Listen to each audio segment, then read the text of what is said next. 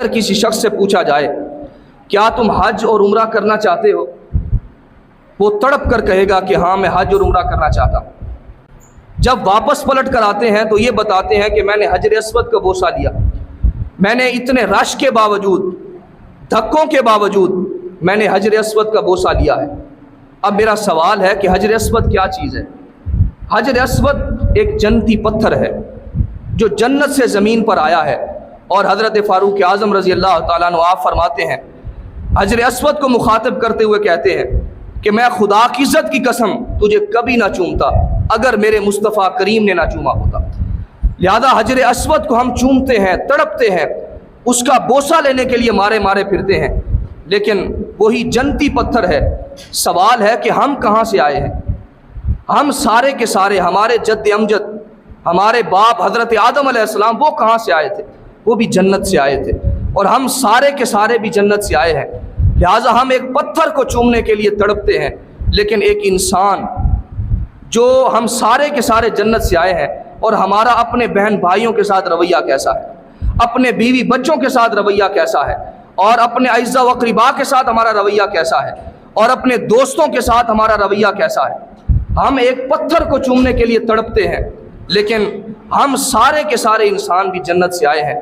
لیکن آقا علیہ الصلوۃ والتسلیم نے فرمایا لا يدخل الجنت قاطع، فرمایا جو شخص قطع تعلقی کرتا ہے، رشتوں کو توڑتا ہے، اذیتیں دیتا ہے، فرمایا وہ شخص کبھی بھی جنت کے اندر داخل نہیں ہو سکتا۔ لہٰذا ہماری اس پر جو ہے وہ توجہ ہی نہیں جاتی، دھیان ہی نہیں جاتا، اور ہم نفسا نفسی کے اندر مارے مارے پھرتے ہیں، اور نہیں دیکھتے کہ کسی کی دل آزاری ہو رہی ہے، ہماری زبان سے کسی کو تکلیف پہنچ رہی ہے، ہمارے کردار سے، ہماری گفتار سے کسی کو اذیت پہنچ رہی ہے۔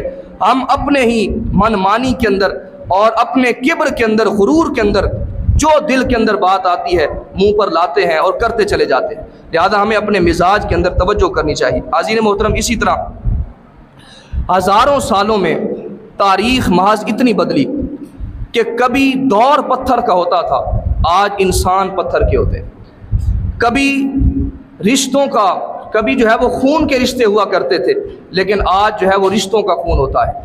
کسی نے میخانے سے پوچھا کہ تیرے اندر اتنا سناٹا کیوں ہے؟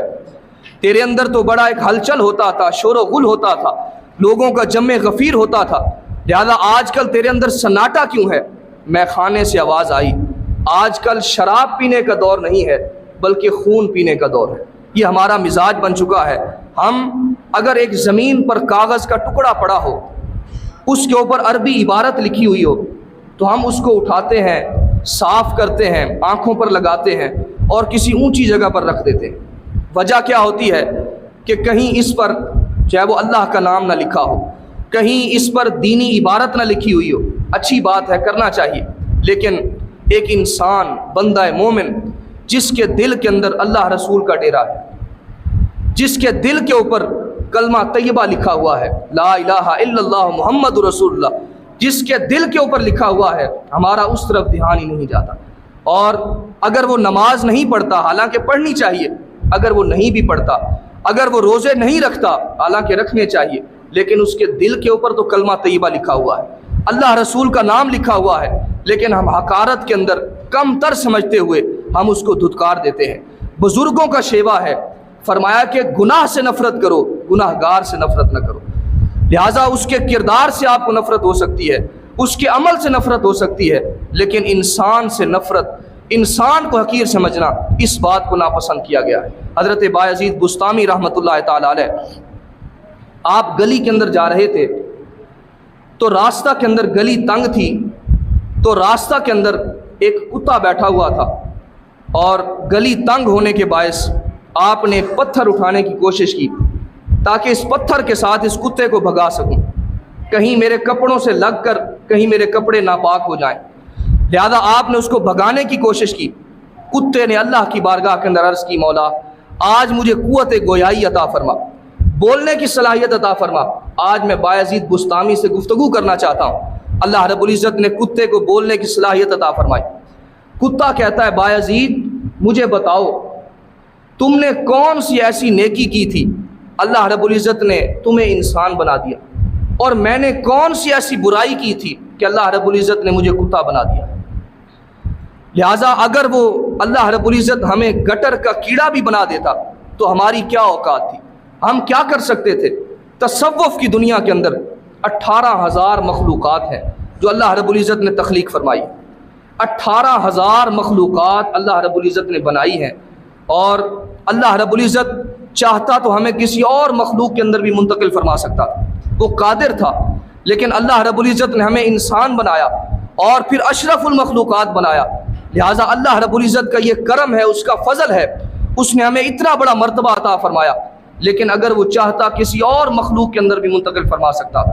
لہٰذا ہمارا جو مقصد اس دنیا کے اندر آنے کا مقصد ہے وہ درد دل کے واسطے پیدا کیا انسان کا آپس کے اندر محبت، آپس کے اندر احترام، آپس کے اندر اتفاق، اسلام اس بات کو پسند فرماتا ہے۔ حدیث پاک کے اندر آتا ہے، فرمایا مومن تو کنگھی کے دندانوں کے برابر ہوتے ہیں، کنگھی کے دندانے ایک جیسے ہوتے ہیں اور برابر ہوتے ہیں، فرمایا سارے کے سارے مومن بھی کنگھی کے دندانوں کی مثل ہیں۔ حدیث پاک کے اندر آتا ہے، فرمایا المسلم من سالم المسلمون من لسانہ ویدہ، آقا علیہ الصلوۃ والتسلیم نے فرمایا کہ مسلمان شخص وہ ہے جس کی زبان سے، جس کے ہاتھوں سے دوسرے مسلمان محفوظ رہیں، اس کے کردار سے، اس کے ہاتھوں سے، اس کی زبان سے کسی کو تکلیف نہ پہنچے، کسی کی دل آزاری نہ ہو اور کسی کو نقصان نہ ہو۔ حاضرین محترم، آقا علیہ الصلوۃ والتسلیم نے مسلمان کی یہ تعریف فرمائی ہے، اور ہمارے اندر، ہمارے مزاجوں کے اندر وہ تلخیاں پیدا ہوتی جا رہی ہیں۔ رشید احمد صدیقی ایک ناول نگار ہے، وہ کہتا ہے کہ ایک رات میں عظمت انسانی پر لکھنے کے لیے بیٹھا، انسانیت کی معراج پر، اس کی بلندی پر میں نے چاہا کہ آج میں لکھوں۔ کہتے ہیں میں لکھنے کے لیے بیٹھا تو باہر میں نے شور دیکھا، میں نے پردہ ہٹایا تو میں کیا دیکھتا ہوں کہ انسان پر بھونک رہا تھا، انسان پر بھونک رہا تھا، اور ساتھ ریت پر پڑے کتے آرام سے نیند سو رہے تھے، میٹھی نیند سو رہے تھے۔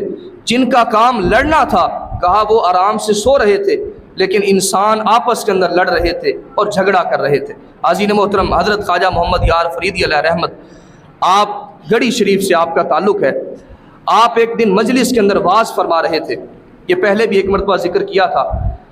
فرماتے ہیں کہ آپ مجلس کے اندر واعظ فرما رہے تھے کہ اسی دوران 2 کتے لڑتے ہوئے آتے ہیں، خاموشی چھا جاتی ہے مجمع کے اندر، اور جب کتے لڑ کر چلے جاتے ہیں تو آپ اپنی مجلس کے اندر لوگوں کو مخاطب کرتے ہوئے کہتے ہیں، فرماتے ہیں کیا جانتے ہو یہ کتے بے مقصد نہیں آئے تھے بلکہ مقصد لے کر آئے تھے۔ لوگوں نے کہا حضرت کیا مقصد لے کر آئے تھے؟ کہا یہ ہمیں واعظ کرنے کے لیے آئے تھے، نصیحت کرنے کے لیے آئے تھے۔ لوگوں نے کہا حضرت کیا نصیحت کرنے آئے تھے؟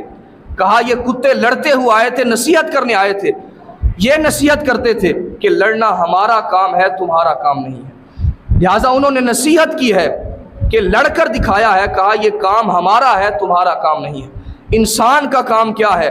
کہا ایک حقیقت صحیح فردوس میں حوروں کا وجود، ایک حقیقت صحیح فردوس میں حوروں کا وجود، حسن انسان سے نمٹ لوں تو وہاں تک دیکھوں۔ لہذا انسان کی محبت، انسان کا پیار، آقا علیہ الصلوۃ والتسلیم نے اس کی تعلیم عطا فرمائی۔ یہ